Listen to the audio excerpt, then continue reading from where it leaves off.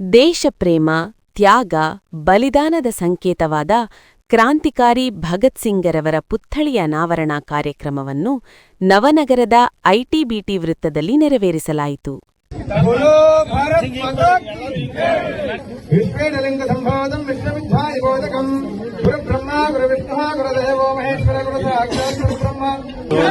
ಪ್ರತಿಷ್ಠಾಪನೆ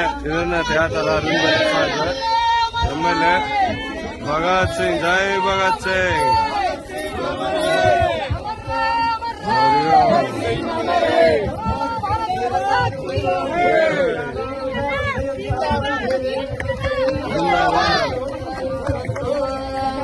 ವೆಂಕಟೇಶ್ವರ ಮೂರ್ತಿನ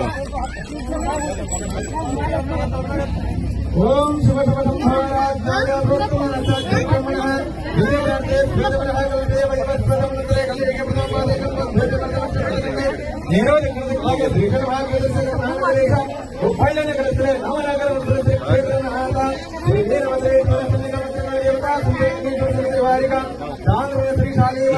ಮಾಡಿದಾರೆ. ಹಂಗಾಗಿ ನಾ ಎಲ್ಲರ ಪರವಾಗಿ ನಾನು ಹೃದಯಪೂರ್ವಕವಾಗಿ ಅವ್ರಿಗೆ ಅಭಿನಂದನೆ ಸಲ್ಲಿಸ್ತೇನೆ. ಅವ್ರ ಜೊತೆ ಪೂರ್ವಕವಾಗಿ ಅವರೆಲ್ಲ ಮಿತ್ರರು ಬಂದು ಅವರೆಲ್ಲ ಫ್ರೆಂಡ್ಸು ಅವರೆಲ್ಲರೂ ಅವ್ರ ಸಾಥಿಯಾಗಿ ನಿಂತ ಆ ಕೆಲಸಕ್ಕೆ ಬೆಂಬಲ ಕೊಟ್ಟಿದ್ದಾರೆ. ಈ ಉತ್ತಮ ಕೆಲಸ ಮಾಡಿದಂತ ಅವರೆಲ್ಲ ಮಿತ್ರರಿಗೂ ಕೂಡ ನಾನು ಹೃದಯಪೂರ್ವಕವಾಗಿ ನಮ್ಗೆಲ್ಲರಿಗೂ ಅಭಿನಂದನೆಯನ್ನು ಸಲ್ಲಿಸ್ತೇನೆ.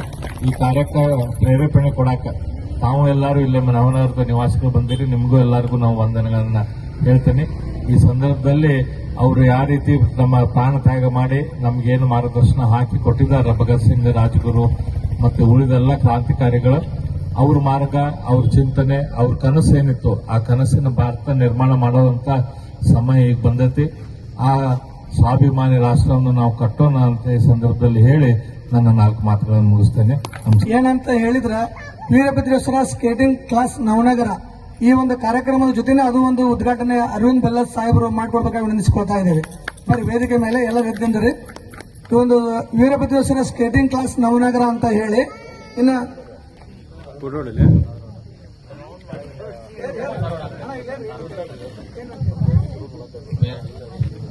ಜನಪ್ರಿಯ ಶಾಸಕರು ಶ್ರೀ ಅರವಿಂದ್ ಬೆಲ್ಲದ, ಪಾಲಿಕೆ ಸದಸ್ಯರು ಶ್ರೀಮತಿ ಸುನೀತಾ ಮಾಳವದಕರ, ನಿಲಮ್ಮ ಅರವಾಳದ, ಹಿರಿಯರಾದ ಶ್ರೀ ಮಲ್ಲಿಕಾರ್ಜುನ ಹೊರಕೇರಿ ಸೇರಿದಂತೆ ಹಲವು ಗಣ್ಯರು ಪುತ್ಥಳಿಗೆ ಪೂಜೆ ಸಲ್ಲಿಸುವ ಮೂಲಕ ಪುತ್ಥಳಿ ಅನಾವರಣಗೊಳಿಸಿದರು.